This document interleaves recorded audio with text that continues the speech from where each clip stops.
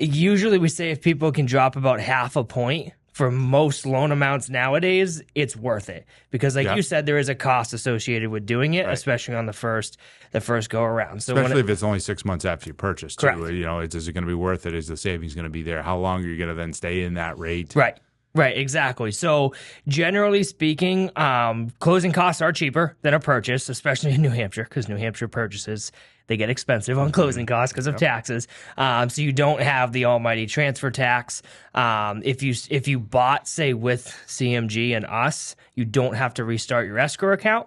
We just transfer that escrow account into your new file because we're not switching lenders on you. So, you know, there's a lot, those two big expenses we don't have. Generally speaking, we got about like $3,000 in lender fees, give or take on that. Again, just depending on a couple of things there. Do we need an appraisal? Do we not?